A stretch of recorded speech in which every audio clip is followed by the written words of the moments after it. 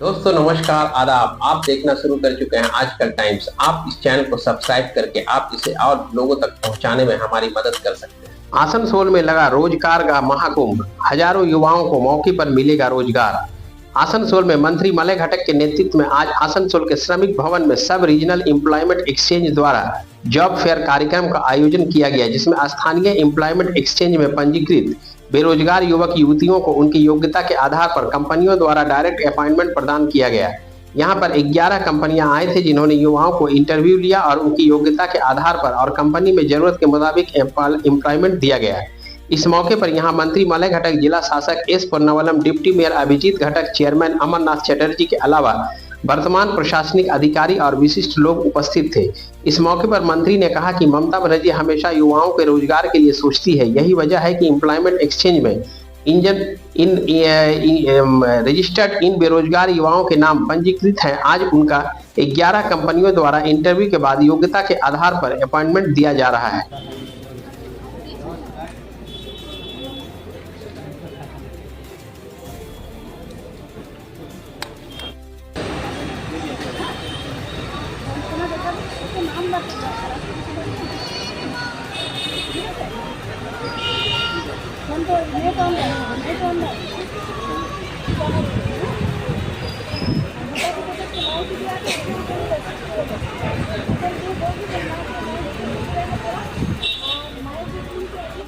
আসানসোল সদরের মহকুমা শাসক শ্রী বিশ্বজিৎ ভট্টাচার্য, সঙ্গে রয়েছেন ডেপুটি মেয়র অভিজিৎ ঘটক, ওয়াসিমুল হক, উপস্থিত আছেন চেয়ারম্যান অমরনাথ চ্যাটার্জি, উপস্থিত আছেন অন্যান্য কাউন্সিলর এবং ব্যুরো চেয়ারম্যানরা। উদ্বোধন হয়ে গেল জব ফেয়ার 2025। সর্বপ্রথম কর্মবিরতির উদ্যোগে জব ফেয়ার আমরা পশ্চিমবাংলায় উদ্বোধন করতে চলেছি। সেই উদ্বোধন আজকে করলেন আমাদের মাননীয় মন্ত্রী শ্রী মলয় ঘটক। সঙ্গে রয়েছে মলয় ঘটক মহাশয়, সঙ্গে রয়েছেন পশ্চিম বর্ধমান জেলার জেলা শাসক পূর্ণম বল্লভ স্যার, রয়েছেন আসানসোল মিউনিসিপাল কর্পোরেশনের বিভিন্ন আধিকারিকরা। আজকে যারা আজকে অংশগ্রহণ করবেন আপনারা আছেন, আর যে কোম্পানিগুলো আজকে সিলেকশন করবে, জব অফার করবে, ওনারাও আজকে আছেন, মিডিয়া বন্ধুরা আছেন। আমি খুব খুশি হলাম আমরা যে আমাদের ডাইরেক্টরেট অফ এমপ্লয়মেন্ট গত 3 বছর ধরে এই জব ফেয়ারটা আয়োজন করছে। মোট 1000-এর উপরে জব অফার দিয়েছেন ওনারা। আমাদের আগে যারা বলেছিলেন ওনারা বললেন যেটা আজ এখন জব পাওয়ারটা একটা কাটিং কাজ আছে। এইরকম টাইমে এই জব ফেয়ারটা এটা খুবই দরকার। আমাদের যারা ইয়ং জেনারেশন আছে ওদের জন্য এটা একটা সুযোগ, এটা বড় সুযোগ। এই সুযোগ দিয়েছে আমাদের ডাইরেক্টরেট অফ এমপ্লয়মেন্ট, ওদের জন্য আমার আন্তরিক অভিনন্দন এবং ধন্যবাদ। আর বাচ্চাদেরকে এটাই বলবো যারা অংশগ্রহণ করবেন, যখন আমরা স্টার্ট করি ছোট কাজ থেকে আমরা সবাই স্টার্ট করি। প্রথমে আমরা কেউ বড় কাজে নরমালি পাওয়া যায় না। মানে যারা বড় হয়েছে একটা টাইমে কোনো একটা ছোট কাজ থেকে শুরু করেছে, ওটা সবসময় মাথায় রাখবেন। প্রথমে বড় কাজটা পাওয়া যাবে না। দ্বিতীয় হচ্ছে আপনার এক্সপিরিয়েন্স। এখন আপনাদের বয়স অনেক কম আছে, এক্সপিরিয়েন্স হচ্ছে আপনাদেরকে বড় জায়গায় নিয়ে যাবে। তো আপনারা কোনো একটা চাকরিতে ঢুকে এই অভিজ্ঞতাটা পাবেন, এক্সপিরিয়েন্সটা পাবেন, এটা আপনাদেরকে পরবর্তীকালে অনেক কাজে লাগবে। তো আমি সকলকে অনুরোধ করব আর কোম্পানিদেরকে অনুরোধ করব আমাদের ছেলে মেয়েদেরকে সুযোগ দিন। আর আপনারা যারা প্রার্থীরা এসছেন আপনারা এই সুযোগকে ব্যবহার করুন। সকলকে বেস্ট উইশেস। তো ফার্স্ট আমাদের এই আসানসোলে আমরা ভাগ্যশালী যে রাজ্যে ফার্স্ট আমাদের আসানসোলই এটা জব ফেয়ার, যে আমাদের ভাই বোনরা একটা চাকরির সুযোগ পাবে, নতুন একটা জীবন শুরু করতে পারবে।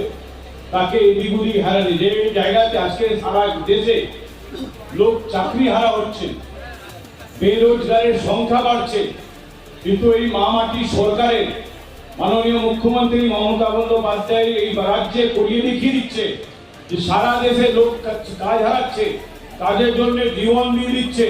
কিন্তু পশ্চিমবাংলা মাননীয় যে মুখ্যমন্ত্রী আমাদের পশ্চিমবঙ্গ সরকার এবং আমাদের শ্রম দপ্তরে মন্ত্রী মলয় ঘটক এটা করিয়ে দেখিয়ে দিলেন, পুরো ভারতবর্ষকে একটা দিশা দিয়ে দিলেন যে কিভাবে বেকার ছেলেদের যারা পড়াশোনা করে একটা স্বপ্ন নিয়ে এগাচ্ছে, তার স্বপ্নটা কিভাবে পূরণ করা যায়।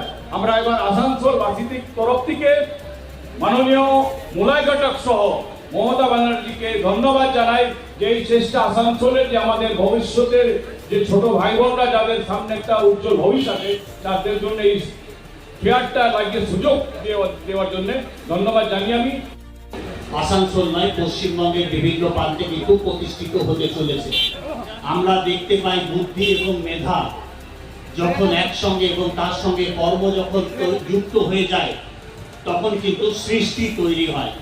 এবং আপনাদের মধ্যেখান দিয়ে যারা আজকে এই আমাদের এই ফেয়ারে যুক্ত হয়েছেন, জব ফেয়ারে, তারা এক নতুন সৃষ্টি করতে যাচ্ছেন বিভিন্ন কোম্পানির মধ্যেখান দিয়ে। এবং কোম্পানির যারা ডাইরেক্টর বা এইচআররা এসেছেন, তাদের কাছেও আমরা অনুরোধ করব, আপনাদের যে জ্ঞান এবং আপনাদের যে পরিশ্রমের মধ্যেখানে আপনারা যে সংস্থাকে প্রতিষ্ঠিত করেছেন, সেই প্রতিষ্ঠিতের মধ্যেখান দিয়ে যে নতুন নতুন সৃষ্টি আপনারা আসানসোল শিল্পাঞ্চল সহ পশ্চিমবঙ্গের বিভিন্ন প্রান্তে করছেন, তার মধ্যে কিন্তু আমাদের এখানকার ছেলেরা আগামী দিনের ভবিষ্যৎ যারা, তারা কিন্তু নতুন পথ খুঁজে পাবে। আপনারা সকলে আজকে পশ্চিমবঙ্গ সরকারের শ্রম দপ্তরের যে এমপ্লয়মেন্ট জেনারেশন ডিপার্টমেন্ট রয়েছে, সেই দপ্তর থেকে আজকে জব ফেয়ারের ব্যবস্থা করা হয়েছে। এবং এই ধরনের উদ্যোগ সারা পশ্চিমবঙ্গে labour department, directorate of employment এই ধরনের নানান উদ্যোগ নিচ্ছে, যাতে যারা টেকনিক্যালি তাদের দক্ষতা রয়েছে, কেউ আইটিআই করেছেন, কেউ ডিপ্লোমা করছেন, এবং যারা কর্মসংস্থানের জন্য চেষ্টা করছেন, সেই সব ছেলে মেয়েদের যাতে এই জব ফেয়ারের মাধ্যমে তারা চাকরি পায়, তারা কাজ পায়, সেই ব্যাপারে আজকে এখানে এই জব ফেয়ার আসানসোলে অনুষ্ঠিত হচ্ছে। প্রায় 11টা কোম্পানি এখানে তারা ছেলে মেয়েদের ইন্টারভিউ দেবে এবং তাদেরকে জব অফার করবে। এবং এর আগেও আমরা দেখেছি বহু বেকার যুবক যুবতী যারা রয়েছেন, তারা এই জব ফেয়ারের মাধ্যমে কাজ পেয়েছেন। এবং আমার কাছে একটা ডেটা রয়েছে, যেখানে জব ড্রাইভ এসআরই আসানসোলে প্রায় 1146 জনকে জব অফার করা হচ্ছে। তো এই ধরনের কর্মসূচি থেকে অনেক ছেলে মেয়ে যারা চাকরির জন্য চেষ্টা করছেন, তারা কিন্তু চাকরি পাচ্ছেন এবং ভালো তাদের কাজ এবং স্যালারিও হচ্ছে। তাই অনেকে যারা নিন্দা করেন, যারা বলেন যে পশ্চিমবঙ্গে কাজ নেই, তারা এই ধরনের জব ফেয়ারগুলোতে একবার এসে দেখতে পারেন যে কত সংখ্যক ছেলে মেয়ে তারা চাকরি পাচ্ছেন। এবং আমরা দেখেছি যে অনেক অন্যান্য রাজ্য থেকেও তারা পশ্চিমবঙ্গে কাজের জন্য আসছে। এবং প্রায় 1.5 কোটির বেশি পরিযায়ী শ্রমিক যারা অন্যান্য রাজ্য থেকে পশ্চিমবঙ্গে কাজের জন্য আসছে, কাজ করছে। পশ্চিমবঙ্গে মাননীয় মুখ্যমন্ত্রী মমতা বন্দ্যোপাধ্যায় যেভাবে বিগত সরকারের সময় যে একটা বাতাবরণ তৈরি হয়েছিল, যেখানে অনেক কলকারখানা বন্ধ হয়ে যাচ্ছিল, যেখানে কাজ কর্মসংস্থান হচ্ছিল না, 2011 সালে মাননীয় মুখ্যমন্ত্রী মমতা বন্দ্যোপাধ্যায় ক্ষমতায় তিনি সরকারে আসার পর পশ্চিমবঙ্গে শিল্পায়ন শুরু হয়, পশ্চিমবঙ্গে কাজের এবং কর্মসংস্থান শুরু হয়। এবং আমরা দেখতে পাচ্ছি যে বহু ছেলে মেয়ে তারা কিন্তু বাইরে যারা কাজ করতেন, তারা আমাদের রাজ্যে ফিরে আসছে এবং আমাদের রাজ্যে এসে তারা কাজ করছেন, চাকরি করছেন এবং তাদের পরিবারের কাছে থাকার সুযোগ হচ্ছে। তাই আজকে আমি লেবার ডিপার্টমেন্ট ডিরেক্টর এমপ্লয়মেন্টকে ধন্যবাদ জানাই, যারা আজকে এই জব ফেয়ার এখানে এই কর্মসূচি নিয়েছেন এবং এখান থেকে বহু সংখ্যক ছেলেমেয়েরা হয়তো কয়েকদিনের মধ্যেই তারা কাজের জন্য অফার পাবেন এবং তারা চাকরি পাবেন। এমপ্লয়মেন্ট এক্সচেঞ্জের যে গুরুত্ব, সেই গুরুত্ব কিন্তু কমিয়ে দেয়। সুপ্রিম কোর্ট বলে যে এমপ্লয়মেন্ট এক্সচেঞ্জের সঙ্গে সঙ্গে যে সমস্ত জায়গাতে চাকরি দেওয়া হবে তাদেরকে ওয়াইড পাবলিসিটি করতে হবে, অর্থাৎ খবরের কাগজে, টিভিতে বা অন্যান্যভাবে ওয়াইড পাবলিসিটি করতে হবে এবং যারা যারা এলিজিবল তাদের সবাইকে সুযোগ দিতে হবে। অর্থাৎ যদি কোনো জায়গাতে একটা 5টা ছেলের চাকরির সুযোগ হয় তাহলে সেটা অ্যাডভার্টাইজমেন্ট করতে হবে এবং যদি 500 জন অ্যাপ্লাই করে তাহলে 500 জনের মধ্যে পরীক্ষা এবং ইন্টারভিউ নিতে হবে। স্বাভাবিকভাবে এমপ্লয়মেন্ট এক্সচেঞ্জের গুরুত্ব অনেক কমে যায় এবং কমে যাওয়ার পর থেকে যে সমস্ত জায়গাতে চাকরি হয় সেই সমস্ত জায়গাতে সরাসরিভাবে যারা চাকরি দেন বা চাকরি নেন পেপারের অ্যাডভার্টাইজমেন্ট বা অন্যান্যভাবে সেখানে চাকরিগুলো হচ্ছিল। ইদানিংকালে আপনারা হয়তো খবরের কাগজে দেখছেন যে আমাদের রাজ্যের যারা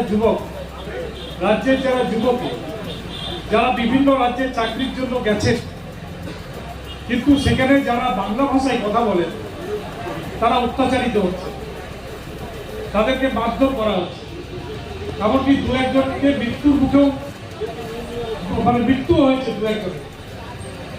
মাননীয় মুখ্যমন্ত্রী উদ্বেগ প্রকাশ করেছিলেন এবং আমাদের রাজ্যের মধ্যেই যাতে রাজ্যের বেকার যুবক যুবতীদের আমরা চাকরির ব্যবস্থা করতে পারি সেই উদ্যোগ লেবার ডিপার্টমেন্টের তরফ থেকে আমরা নিয়েছি। যে সমস্ত ছেলেরা বাইরে যান, আপনারা তো পরিসংখ্যাটা জানেন না যে আমাদের রাজ্যের থেকে প্রায় 22 লক্ষ বেকার যুবক যুবতী যারা ভিন রাজ্যে কাজ করে, অন্য রাজ্যে কাজ করতে যান, আর আমাদের রাজ্যে অন্য রাজ্যের থেকে প্রায় 1.5 কোটি বেকার যুবক যুবতী এখানে কাজ করেন, পশ্চিমবঙ্গে কাজ করেন। তারা অন্য রাজ্যের যুবক বা যুবতী এখানে কাজ করে। ভারতবর্ষ স্বাধীন দেশ, একটা রাজ্যের মানুষ আরেকটা রাজ্যে যেতে পারে, একটা রাজ্যের যুবক আরেকটা রাজ্যে কাজ করতে পারে, কিন্তু ইদানিংকালে যে ঘটনাগুলো ঘটেছে সেই ঘটনাগুলো নিন্দনীয়, আমরা তার নিন্দা করি। এবারে আমাদের রাজ্য থেকে যারা যান তারা কিন্তু সবাই স্কিল।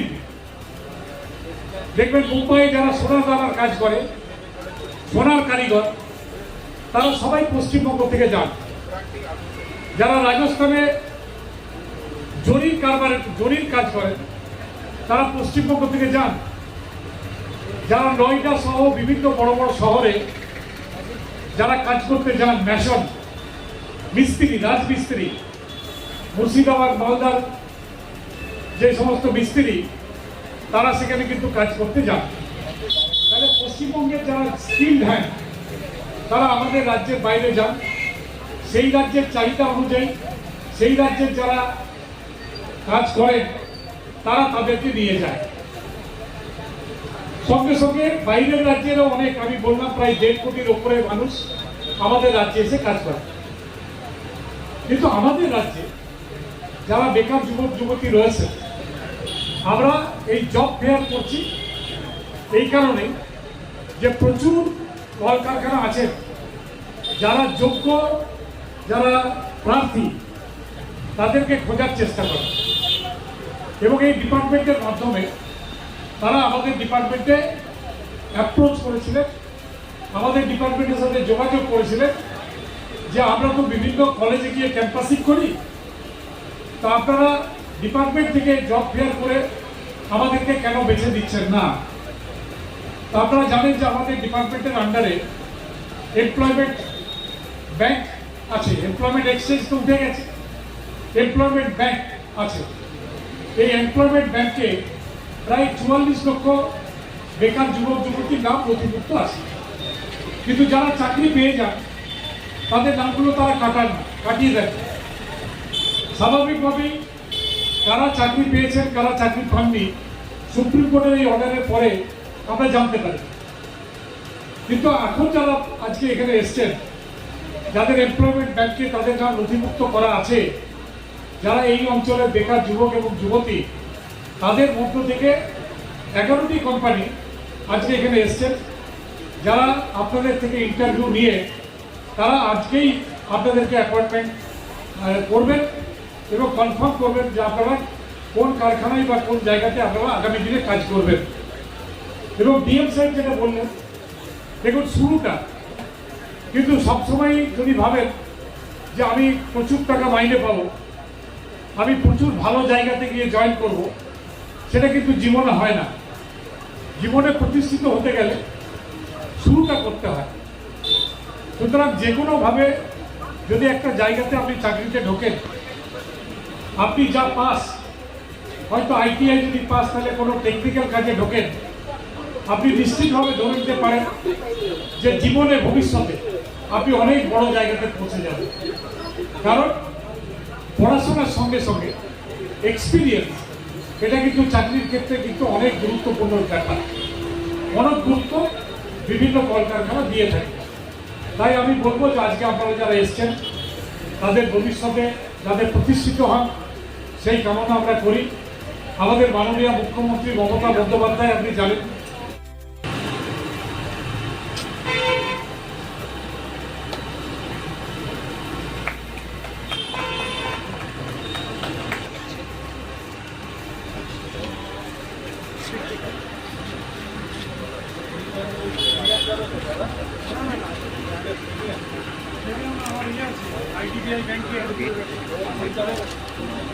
মঞ্চে উপবিষ্ট রয়েছেন আমাদের কাউন্সিলর শ্রী শিখা ঘটকজি। শিখা ঘটক ম্যাডামকে বরণ করে নেওয়ার জন্য আমি অনুরোধ করছি। দীপক মন্ডল সাহেবকে সাহায্য করবেন এশা ব্যানার্জি।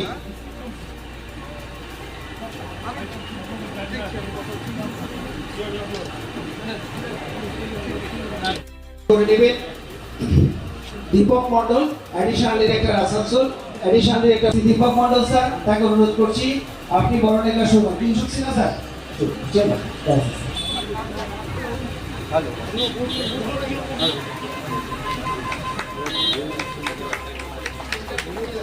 সবাইকে অনুরোধ করছি অনুষ্ঠানের সর্বক্ষেত্রে আপনারা একটা হাততালি দেবেন। মঞ্চে উপবিষ্ট আছে আসানসোল মিউনিসিপাল কর্পোরেশনের চেয়ারম্যান শ্রী একটু ঘুরে যান।